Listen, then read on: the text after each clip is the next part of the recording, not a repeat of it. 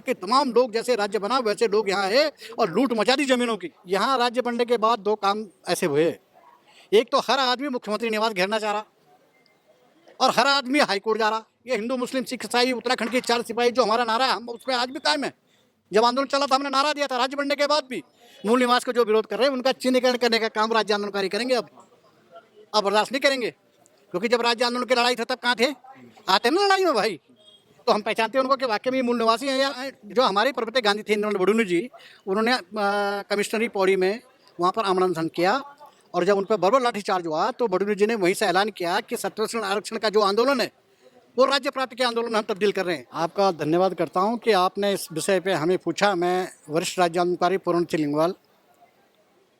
हमारे बहुत सारे राज्य आंदोलनकारी बेचारे इस दुनिया में नहीं रहे, बहुत सारी शहादतें हुई, 42 लोगों ने अपनी शहादत दी और उन्होंने ये सोचा था कि जब हमारा राज्य बनेगा तो हमारा अपना कानून होगा, भू कानून हमारा होगा, हमारा मूल निवास होगा, हमारे जो मूल निवासी हैं उत्तराखंड के उनके नौजवानों को हाथ को काम मिलेगा, जो इंटर पास कर लेगा उन पर राज्य सरकार की नौकरी देंगे, मुख्यमंत्री हमारा होगा, विधायक हमारे होंगे, मंत्री हमारे होंगे, संतरी जो होगा बाहर बैठा हो वो भी हमारा होगा। ऐसा हुआ भी, जानने वाले मुख्यमंत्री बने, विधायक अपने बीच के बने, तमाम लोग जो छोटी इकाई बनी। लेकिन दुर्भाग्य है कि हिमाचल की तर्ज पे जो होना चाहिए था, जो भू कानून आना चाहिए था, वो यहाँ हुआ ही नहीं। ये सबसे बड़ी गलती है यहाँ की सरकारों की। और सरकार की गलती क्या है कि जो क्षेत्र दल थे वो जनता ने हाशिए पे धकेल दिए। राष्ट्रीय पार्टियाँ यहाँ राज कर रही है, उनका रिमोट कंट्रोल जो है दिल्ली से चलता है, वहीं से वो कह रहे हैं कि क्या करना है क्या नहीं करना है। अगर क्षेत्र दल यहाँ पर होता, विपक्ष में भी अगर ताकत में होता, तो मैं समझता हूँ भू कानून और मूल निवास ये पहले ये समस्या हल हो जाती। दो बड़े महत्वपूर्ण विषय हैं। भू कानून, जब जमीन नहीं रहेगी तो हमारा आप भाई कहाँ से यहाँ के गरीब जनता, जो पहाड़ के लोग हैं, जो गरीब लोग हैं, वो कैसे ज़मीन खरीदेंगे, कहाँ जाएंगे। बाहर के तमाम लोग जैसे राज्य बना वैसे लोग यहाँ आए और लूट मचा दी जमीनों की।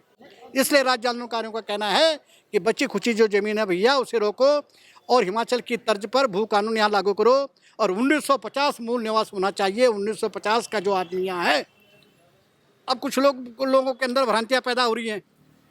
मूल निवास का मतलब वो खाली पहाड़ी आदमी से संबंधित नहीं है। मूल निवास वो है जो आड़त बाजार का जो आड़ती है उसकी 3 पीढ़ी होगी, वो मूल निवास है, यहाँ मूल निवासी है यहाँ का। ऐसे मोहल्ला बिल्डिंग है बहुत पुरानी है, वो यहाँ के मूल निवासी हैं। तो हम उनकी लड़ाई लड़ रहे हैं भाई। हम तो उनको रोकना चाहते हैं कि जो अचानक आ रहे हैं और जो यहाँ के मूल निवासियों का हक छीन रहे हैं। इसलिए लड़ाई है। ये हिंदू मुस्लिम सिख ईसाई उत्तराखंड के 4 सिपाही जो हमारा नारा है, हम उस पर आज भी कायम है। जब आंदोलन चला था हमने नारा दिया था, राज्य बनने के बाद भी वो हमारे भाई हैं जो उत्तराखंड की धरती पर रह रहा है और यहाँ का मूल निवासी है। वो चाहे हिंदू हो, मुस्लिम हो, सिख हो, ईसाई हो, फारसी हो, जो भी हो, सिख हो, भाई हो, वो हमारे हैं। तो हम उनकी सबकी लड़ाई लड़ रहे हैं कि मूल निवास 1950 होना चाहिए, उनके हकों पे डाका नहीं होना चाहिए। और ये नियम है, छत्तीसगढ़ में हुआ, झारखंड में ऐसा ही हुआ। लेकिन यहाँ की सरकारें पता नहीं क्या कर रही हैं। पहले तो यहाँ का स्थिति ऐसी खराब हुई कि किन हाथों में सरकार मनोनीत हुई। प्रथम मनोनीत सरकार एक चुनी हुई सरकार थी, उनको भी करना चाहिए था। एनडी तिवारी की सरकार आई, इतने सालों के बाद, 23 साल होने के बाद भी 24 साल में हम प्रवेश कर गए, लेकिन मूल निवास और भू कानून नहीं बना पाए जो महत्वपूर्ण मुद्दे हैं। क्या वजह है कि क्यों लागू नहीं कर रहे हैं, क्यों नहीं हो पा रहा है लागू? ये क्यों नहीं लागू कर रही है इसको? ये कारण ये है कि जो यहाँ के हमारे चुने हुए प्रतिनिधि हैं, मुख्यमंत्री हैं, ये दबाव में हैं दिल्ली के, क्योंकि दिल्ली वाले चाहते हैं कि भाई वो जो और लोग हैं वो नाराज ना हो जाएं। इसलिए उन्होंने मामला लटका रखा है। उनकी मंशा इसमें साफ नहीं है।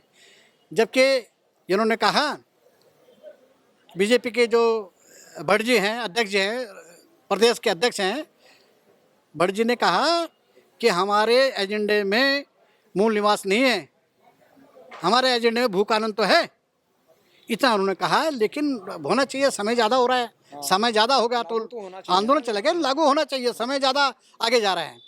अब सरकार ने एक अच्छा काम करा था, 30% महिलाओं के लिए, उत्तराखंड की महिलाओं के लिए आरक्षण दिया था। ये बहुत अच्छा था, इसका स्वागत हुआ। हम लोगों ने भी, राज्य आंदोलनकारों ने भी महिलाओं के पक्ष में आंदोलन किया। इसमें हाईकोर्ट ने मतलब इस पर रोक लगा दी है। मान्यवर, मैं एक बात बनाना चाहता हूँ। यहाँ राज्य बनने के बाद दो काम ऐसे हुए, एक तो हर आदमी मुख्यमंत्री निवास घेरना चाह रहा और हर आदमी हाईकोर्ट जा रहा। जब इलाहाबाद था कोई नहीं जाता था वहाँ, 6 दिन लगते थे। तो वहाँ कोई नहीं जाता। अब नज़दीक हाई कोर्ट हो गया, कोई भी चला जाता है, उसके खिलाफ फैसले के खिलाफ। हमारे राज्य आंदोलन के खिलाफ चले गया था, अपना ही आदमी चला गया था, अब वो दूसरे लोग चले गए। ये बड़ी दुर्भाग्य की बात है, इसको सरकार ईमानदारी से जवाब देगी। मुझे पूरा भरोसा है कि जो हमारे जो मुख्यमंत्री हैं वो जो कहते हैं वो करते भी हैं। ऐसा नहीं है, 2-3 मामले में उन्होंने काम किया है।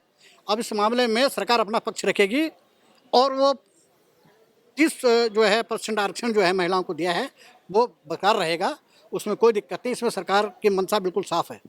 अच्छा, बाहर से आए हुए कुछ लोग हैं जिस तरह से जो 15 साल हो गए हैं, जिनको 18-20 साल हो गए हैं, तो वो भी अपने आप को यहाँ का निवासी वो मान रहे हैं कि हमें भी, हम मूल निवासी हैं यहाँ के, हमें भी। वो मूल नहीं है, वो अस्थायी निवासी हो सकते हैं, वो अस्थायी निवासी हो सकते हैं, वो खाने पीने आ रखे हैं, तो इससे काम करने आ रखे हैं। कितना नुकसान होगा यहाँ उत्तराखंड के निवासियों को, लोगों को, अगर इस तरह से वो उनके भी बनने लगे इस तरह से? उनका अगर बन जाएगा मूल निवास तो यहाँ भारी नुकसान होगा। हाँ।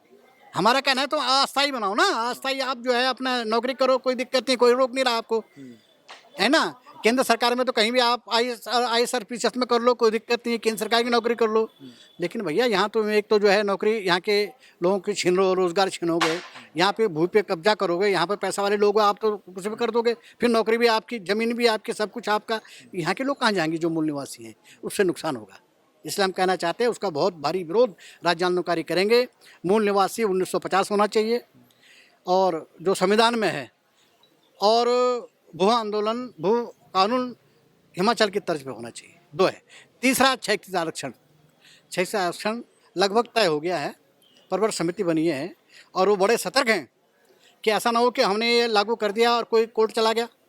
यहाँ तो बीमारी बहुत खतरनाक है ना, छोटा प्रदेश है और हाई कोर्ट बहुत नज़दीक है, कोई भी चला जाता है वहाँ पर जो है उसके खिलाफ चला जाता है। तो इसलिए सरकार बहुत सतर्क है और बहुत मजबूती की तरफ से मजबूती की ओर बढ़ रही है सरकार की, ताकि कोई ऐसा ना हो कि भाई कोई लूप छूट जाए, कोई ऐसा वो छूट जाए हमारा, और कोई भी कोई वहाँ चला जाए हमारे खिलाफ, तो हमारी ज़रा ठीक नहीं हुई, किरकिरी होगी। तो इसलिए सरकार बहुत फूक फूक के कदम रख रही है इस मामले में। अच्छा, भू कानून और मूल निवास को लेके कहीं विरोध भी हो रहा है, कहीं कहीं स्तर पे कुछ लोग विरोध भी कर रहे हैं इसका, इससे क्या कहेंगे, कौन है आप इस तरह से विरोध अब जो होगा उनका चिन्हीकरण किया जाएगा।